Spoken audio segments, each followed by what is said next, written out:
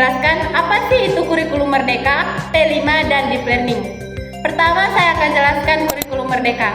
Kurikulum merdeka sendiri merupakan salah satu kebijakan Menteri Pendidikan dan Kebudayaan, yaitu Nadiem Makarim, yang bertujuan memberikan kebebasan belajar dengan mengurangi beban materi. Kenapa begitu? Ya, agar siswa memiliki waktu lebih banyak untuk memahami konsep dasar. Salah satu implementasi utama dalam kurikulum merdeka adalah proyek penguatan profil pelajar Pancasila atau yang dikenal dengan P5. Program ini berfokus pada penerapan nilai-nilai Pancasila dalam kehidupan sehari-hari, yaitu melalui kegiatan berbasis proyek yang mendorong siswa mengembangkan sikap kritis, kreatif, kolaboratif, serta cinta kebangsaan dan budaya lokal. Selain itu, kurikulum merdeka juga menekankan pada konsep pembelajaran mendalam atau deep learning. Selain itu, kurikulum merdeka juga menekankan pada konsep pembelajaran mendalam atau dikenal dengan deep learning. Deep learning yaitu pendekatan yang mendorong siswa untuk tidak hanya menerima informasi secara pasif, tetapi juga aktif mengeksplorasi, merefleksikan, dan menerapkan pengetahuan dalam konteks dunia nyata. Nah, setelah kita mengetahui pengertian dari kurikulum merdeka, P5, dan Deep Learning, mari kita menyimak penjelasan dari P5 dan Deep Learning di Sekolah SMPN 8 Mataram dan SMAN 1 Janapria.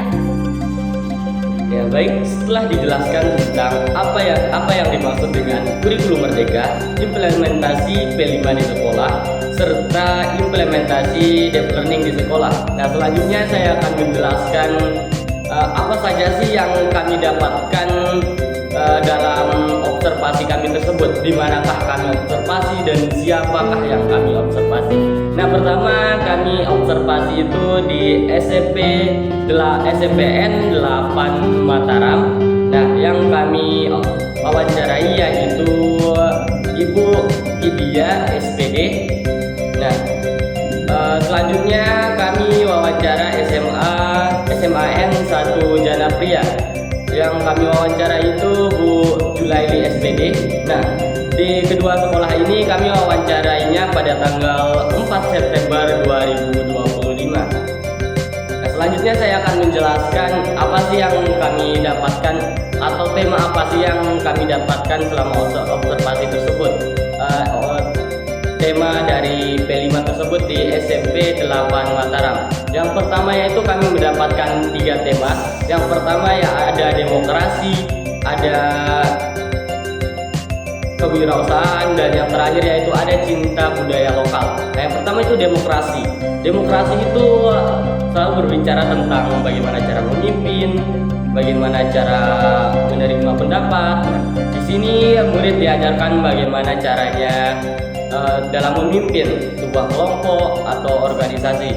Nah, dalam sekolah SMPN 8 Mataram tersebut implementasinya seperti pemilihan ketua OSIS. Nah, dalam pemilihan ketua OSIS itu bisa diterapkan bagaimana sih cara kita memilih secara adil, bagaimana cara kita untuk menerima pendapat orang lain. Selanjutnya yaitu ada kewirausahaan. Berbicara tentang kewirausahaan itu tidak hanya mengacu pada berdagang saja kan, tetapi di SMP 8 Mataram itu mereka mengembangkan minat siswa seperti kreativitas, menciptakan hal-hal baru. Nah, selanjutnya implementasinya bisa seperti mereka melaksanakan bazar di sekolah dan lain sebagainya. Nah, yang terakhir yaitu cinta budaya lokal. Cinta budaya lokal ini guru menekankan siswa pada tentunya nilai-nilai budaya lokalnya, terutama di arus globalisasi saat ini ya, yang mengakibatkan kebudayaan kita semakin memudar. Nah, yang dilakukan guru atau implementasinya dalam sekolah SMP 8 Mataram tersebut bisa seperti 1 kali sebulan mereka melaksanakan yang namanya Sabtu Budaya. Nah, di sana mereka menampilkan berbagai macam kegiatan seperti ada penampilan ekstrakurikuler yang berkaitan dengan budaya-budaya tersebut. Selanjutnya saya akan menjelaskan mengenai perencanaan P5 di sekolah pada aspek perencanaan, pelaksanaan, dan evaluasi perencanaan. P5 atau Proyek Penguatan Profil Pelajar Pancasila seperti yang kita ketahui merupakan salah satu program pada era kurikulum Merdeka yang bertujuan untuk memperkuat profil pelajar Pancasila. Setelah melakukan kegiatan wawancara di SMPN 8 Mataram, terdapat beberapa aspek yaitu aspek perencanaan, pelaksanaan, dan evaluasi. Pada aspek perencanaan, yang pertama menyusun planning berupa analisis kebutuhan sekolah. Yang kedua, menentukan tema dan jenis proyek seperti demokrasi, kewirausahaan, dan budaya lokal, dan lain-lain. Ketiga, membuat dokumen perencanaan proyek P5 sebagai acuan. Yang keempat, membagi peran guru sebagai fasilitator dan siswa sebagai pelaksana proyek. Selanjutnya pada aspek pelaksanaan, yang pertama dilakukan melalui tahapan orientasi konsep atau proyek, memperkenalkan tema dan tujuan, eksplorasi dan pembuatan proyek. Siswa bebas bereksplorasi, menemukan produk, cara kerja hingga strategi penjualan. Kemudian refleksi awal meninjau ketercapaian sementara. Yang kedua, menggunakan pendekatan Project Based Learning atau PJBL, menghubungkan pembelajaran dengan kehidupan sehari-hari. Yang ketiga, siswa dilibatkan secara aktif dalam merumuskan ide dan perencanaan proyek, menjalankan kegiatan seperti diskusi, kerja kelompok, dan praktik. Kemudian selanjutnya mengemukakan pendapat dan memecahkan masalah. Yang keempat, guru mengintegrasikan proyek ke pembelajaran melalui contoh kontekstual dan praktik langsung. Selanjutnya pada aspek evaluasi, yang pertama pemantauan perkembangan siswa dilakukan dengan observasi, diskusi, dan umpan balik guru serta laporan hasil kerja siswa. Yang kedua, penilaian dilakukan dalam bentuk formatif dan sumatif. Yang ketiga, hasil karya ditampilkan dalam pameran atau peran karya sebagai bentuk apresiasi. Yang keempat, evaluasi dilakukan pada 2 level. Siswa dinilai kualitas karya, keterlibatan, dan cerminan nilai profil pelajar Pancasila. Sekolah menilai keberhasilan, kendala, serta mencari solusi perbaikan. Yang kelima, refleksi individu dan bersama menjadi dasar pengembangan proyek selanjutnya. Yang keenam, hasil proyek, laporan dan evaluasi didokumentasikan sebagai arsip serta acuan untuk program berkelanjutan efisien. Selanjutnya ada faktor pendukung dan penghambat P5 di sekolah. Faktor yang mendukung, yang pertama dukungan dari kepala sekolah dan guru, kepemimpinan yang kokoh dan guru yang menyadari tujuan P5 menyebabkan pelaksanaan menjadi lebih fokus dan bersemangat. Yang kedua, semangat siswa. Siswa yang terlihat aktif dan memiliki tingkat motivasi yang tinggi menjadikan proyek berlangsung dengan dinamis dan efisien. Yang ketiga, dukungan orang tua dan masyarakat. Keterlibatan orang tua dan komunitas sekitar memberikan dukungan moral dan materi yang semakin memperkuat pelaksanaan. Yang keempat, fasilitas yang cukup.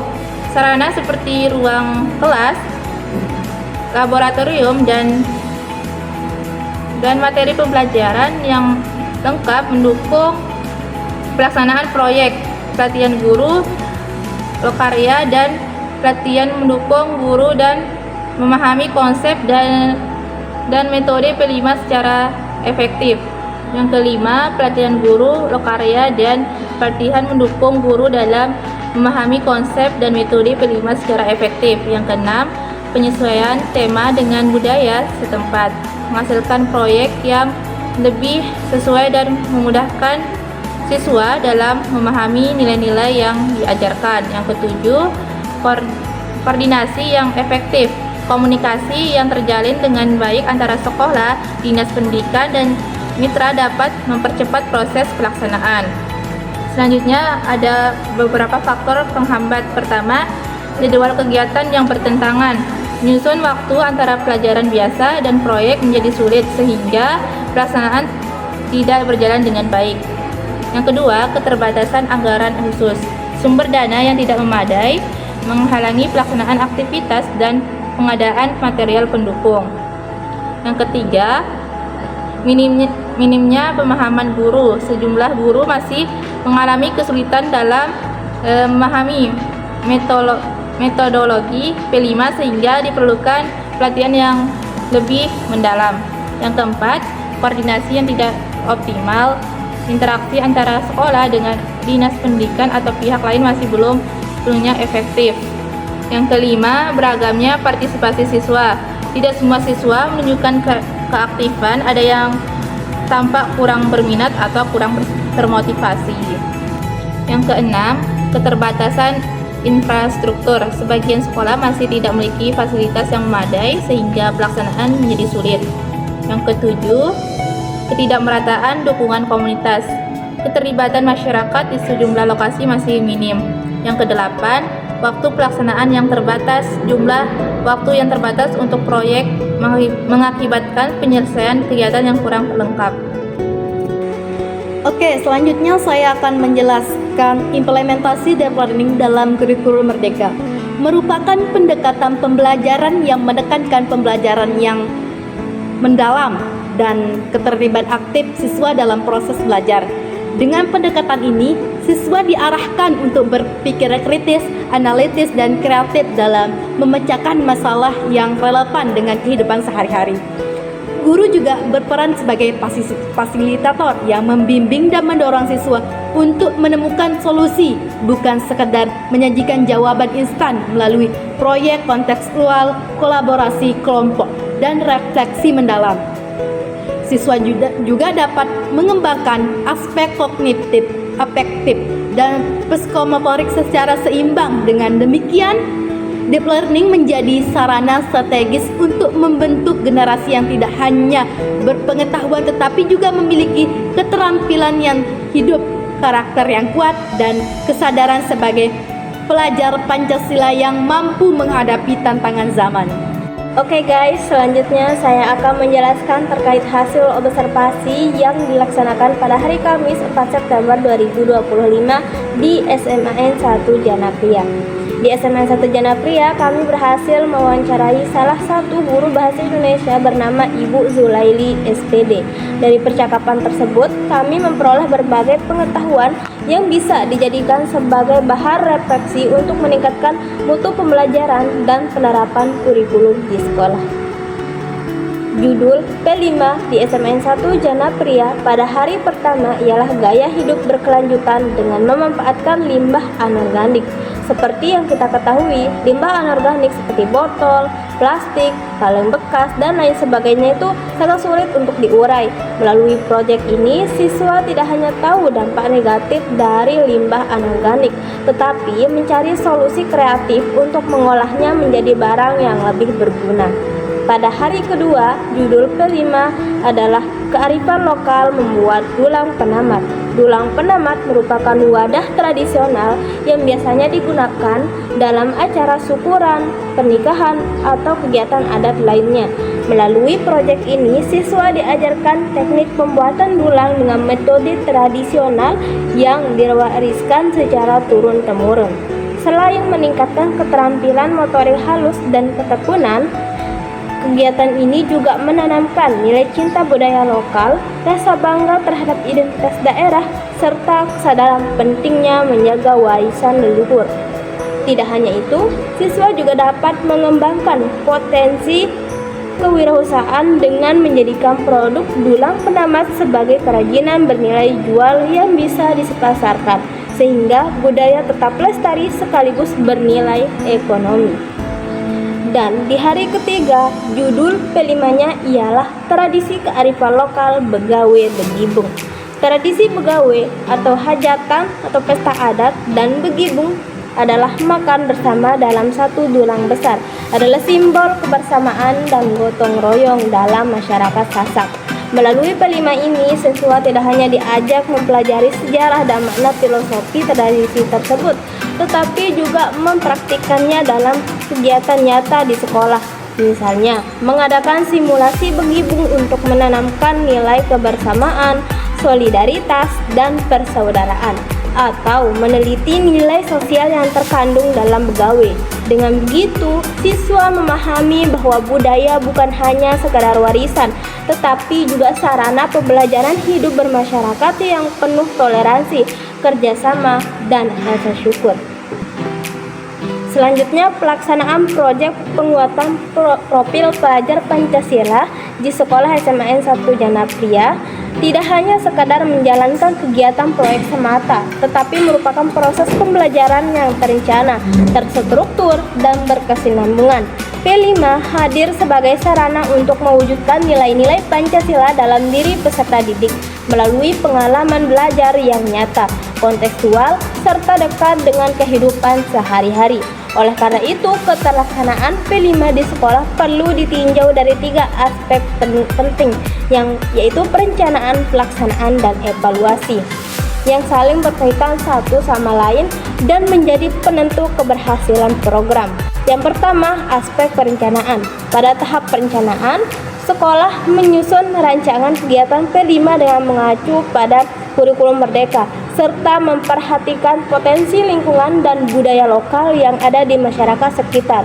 Guru bersama tim perancang program menentukan tema yang relevan seperti lingkungan hidup dan kearifan lokal, lalu merumuskan tujuan pembelajaran yang sesuai dengan profil pelajar Pancasila. Selain itu, sekolah juga menyiapkan perangkat pembelajaran berupa jadwal kegiatan, alokasi waktu, sarana prasarana yang dibutuhkan, serta pembagian peran antar guru dan siswa. Perencanaan ini penting agar program berjalan sistematis, terarah, dan sesuai dengan kompetensi yang ingin dicapai. Yang kedua, aspek pelaksanaan. Pelaksanaan P5 dilakukan dengan pendekatan berbasis project based learning yang menekankan keterlibatan aktif siswa. Dalam kegiatan ini, siswa tidak hanya menerima kegiatan ini,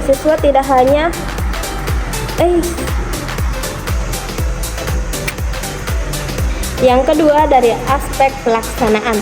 Pelaksanaan P5 dilakukan dengan pendekatan berbasis project, yaitu project based learning yang menekankan keterlibatan aktif siswa. Dalam kegiatan ini, siswa tidak hanya menerima materi, tetapi juga terjun langsung mengolah limbah anorganik menjadi produk yang kreatif, mempraktikkan teknik membuat dulang penamat, serta merasakan nilai kebersamaan melalui tradisi begawe dan begibung. Guru berperan sebagai fasilitator yang membimbing jalannya kegiatan, memberikan arahan, serta memastikan setiap siswa berpartisipasi sesuai minat dan kemampuannya. Pelaksanaannya juga didukung dengan kolaborasi antar siswa, kerja kelompok, serta keterhubungan kegiatan dengan kehidupan nyata, sehingga pembelajaran menjadi lebih bermakna dan kontekstual. Dan dari aspek yang terakhir, yaitu aspek evaluasi. Evaluasi program P5 dilakukan secara menyeluruh, meliputi proses dan hasil kegiatan evaluasi, proses menilai sejauh mana siswa. Dan yang terakhir yaitu aspek evaluasi. Evaluasi program P5 dilakukan secara menyeluruh, meliputi proses dan hasil kegiatan. Evaluasi proses menilai sejauh mana siswa menunjukkan keterlibatan, kerjasama, kreativitas, dan sikap sesuai nilai Pancasila. Sedangkan evaluasi hasil menitik beratkan pada produk nyata yang dihasilkan, seperti kerajinan dari limbah, dulang tradisional, atau praktik simulasi tradisi begibung. Penilaian tidak hanya bersifat kognitif, tetapi juga afektif dan psikomotorik, sesuai dengan semangat kurikulum merdeka yang menekankan pengembangan kompetensi yang utuh. Evaluasi ini menjadi dasar bagi guru dan sekolah untuk melakukan perbaikan di tahap berikutnya, sehingga program P5 dapat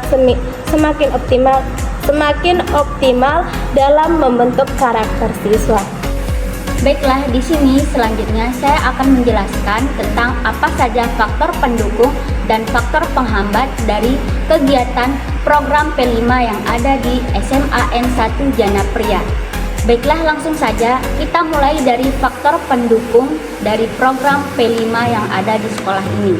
Yang pertama ialah ketersediaan ruang dan peralatan. sekolah menyediakan ruang untuk melaksanakan kegiatan proyek, entah ruang dalam bangunan atau ruangan terbuka seperti halaman sekolah. Kemudian di sekolah SMAN 1 Janapria juga tentunya menyediakan alat-alat kebutuhan proyek yang mendukung program P5 tersebut. Kemudian yang kedua ialah media pembelajaran. Nah, dalam hal ini sekolah juga tentunya menyediakan beberapa media pembelajaran yang mendukung program ini, seperti media cetak buku, modul, dan lain-lain, serta media elektronik seperti aplikasi pembelajaran interaktif, serta dokumenter untuk rekaman untuk mengambil momen dari kegiatan P5 tersebut. Nah, selanjutnya yang ketiga ialah dukungan guru dan kepala sekolah. Sekolah juga tentunya menciptakan suasana belajar yang kondusif dan terarah dengan memberikan motivasi serta dukungan kepada siswa.